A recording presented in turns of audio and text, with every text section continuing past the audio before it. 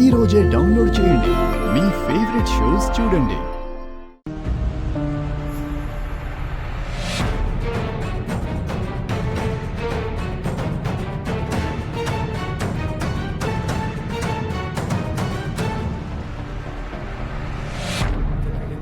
అసలు ఏమైందమ్మా వాడికి? దర్శన్ నోటికొచ్చినట్టు ఆ మాటలు ఎలా మాట్లాడుతున్నాడు? వేరే కాపురం పెట్టడం ఏంటమ్మా? కుటుంబాన్ని ముక్కలు చేసుకొని ఏం సాధిద్దాం అనుకుంటున్నాడు? లేదు లేదు, వాణ్ణెవరో ఇలా మార్చేశారు. అసలు అసలు దర్శన్ క్యారెక్టర్ ఇది కాదు. ఏదో దెయ్యం నెత్తిన కూర్చున్నట్టు కంటి ముందున్నది ఎవరో ఏంటో పట్టించుకోకుండా ప్రవర్తిస్తున్నాడు. లేదు లేదు, వాణ్ణి మామూలు స్థితికి తీసుకురావాలి. ప్రాణం పోయినా ఈ కుటుంబాన్ని ముక్కలు కానివ్వను.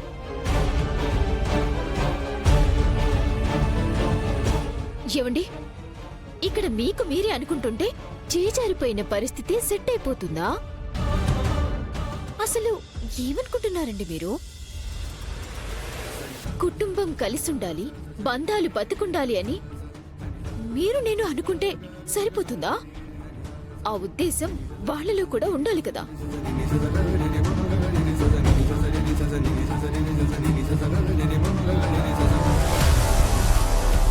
దర్శన్ క్లియర్ గా మన అందరి మొహాన్ని చెప్తున్నాడు కదా, మనకిది సంబంధమే లేని మ్యాటరు, అస్సలు కలగ చేసుకోకండి అని. అయినా ఏంటండి మీరు? ఇదిగోండి, అత్తయ్య గారిని మావయ్య గారిని చూడండి ఒకసారి. దర్శన్ అన్న గుడ్డలు పెట్టి మాటల్ని తలుచుకొని గుడ్డలు అలసిపోయేలా ఎంత బాధపడుతున్నారు. అనన్య, జరిగిందేంటో ఇక్కడ ప్రతి ఒక్కరికి తెలుసు. నీ రాంగ్ పర్ఫార్మెన్స్ తో మిగతా వాళ్ళ మనసుల్ని ఇంకా పాడు చేయకు.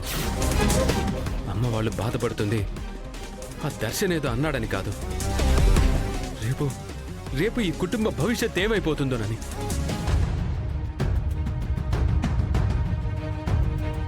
అయినా ఏనాడో మాకు ఊహ తెలియని రోజుల్లోనే ఈ కుటుంబంలోని అనుబంధాలు, ఆప్యాయతలు తునాతునకలైపోవాల్సింది. కాని పిన్ని తన స్వశక్తితో ఈ కుటుంబాన్ని నిలబెట్టింది, ఈ ఇంటిని ఆనంద నిలయంగా మార్చింది. అలాంటిది దర్శన్ ఏదో పిచ్చి చేష్టలతోనో తిక్క ఆవేశంతోనో ఏదో వాగేస్తే వాడు అనుకున్నది మనం ఎలా సాగనిస్తాం? నెవర్. ఊర్నా మొగుడోయ్, ఇలా ఉన్నావేంట్రా స్వామి నువ్వు? అసలు నన్ను గెలవనిచ్చేలాగే లేవుగా. కర్మ. అమ్మా నాన్న, దయచేసి వాడు అంటున్న మాటలు మనం లెక్కలోకి తీసుకోవడం మానేద్దాం. మన ఫ్యామిలీ గురించి ఆలోచిద్దాం నాన్న. దర్శన్ శరణ్య ఇంటి గడపే దాటకూడదు. ఏదోలాగా మీరే సర్ది చెప్పాలి. మా మాట వినే పరిస్థితిలో ఉన్నాడా రోహిత్? చూసావుగా, ఇందాకే ఆనంద మాటలకే ఎదురు మాట్లాడుతున్నాడు. ఇక ఎవరైతే ఎంత తనకి. రోహిత్, దర్శన్కి బుజ్జగించి చెప్పే పరిస్థితి, అవకాశం ఇప్పుడు లేదు నాన్నా. అలా అని మౌనంగా చూస్తూ ఊరుకుంటామమ్మా?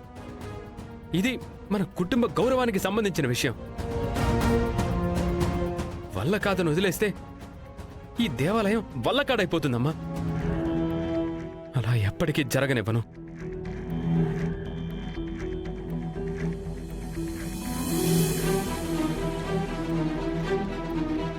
ఈయన బలిచక్రవర్తి బాగా వాడేసుకోవచ్చు అని ప్లాన్ చేసుకొస్తే బాబు బాహుబలి చక్రవర్తిలాగా జై మాహిష్మతి అంటూ వెళ్ళిపోతున్నాడు. ఇప్పుడు ఏంటి నా పరిస్థితి?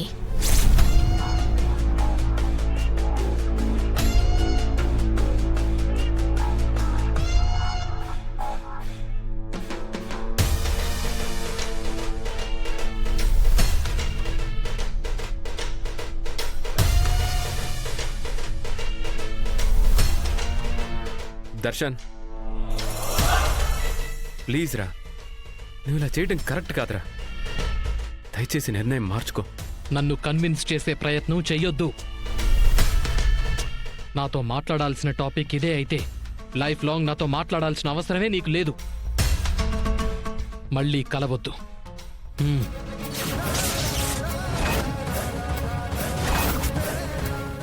బలుపెక్కిన మాటలు మాట్లాడుతురా దర్శన్.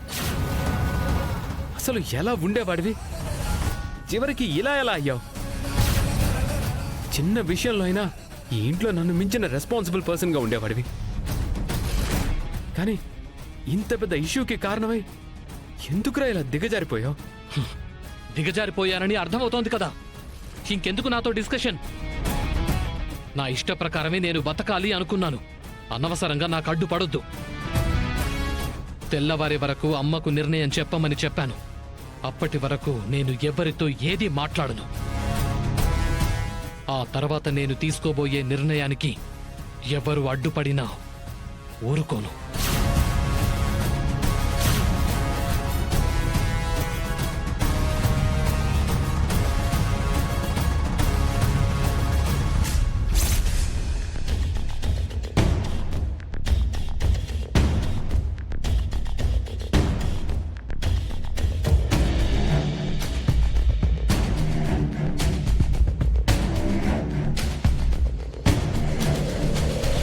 పిన్ని, దర్శన్ ఎలా కన్విన్స్ చేయాలో కూడా అర్థం కావట్లేదు. తెల్లవారేసరికి నువ్వు ఏదో ఒక డెసిషన్ తీసుకోకపోతే కుదరదని అంటున్నాడు పిన్ని. సైకోలాగా మాట్లాడుతున్నాడు. ఏదో ఒకటి చెయ్యి పిన్ని, ప్లీజ్.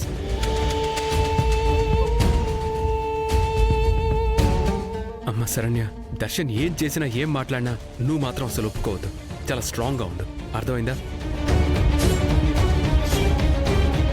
పిన్ని, ఏదో ఒకటి చెయ్యాలి. నువ్వు మాత్రం బాధపడద్దు. శరణ్య బాధపడకుండా మనమే చూసుకోవాలి.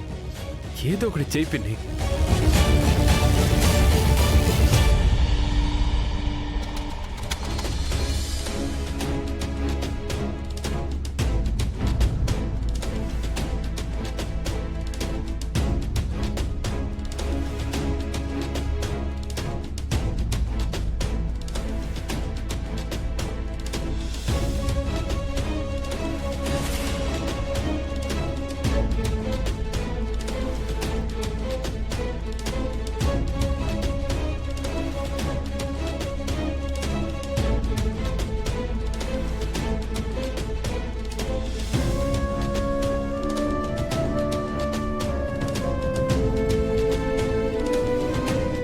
అమ్మా, ఏ నిర్ణయం తీసుకున్నారు?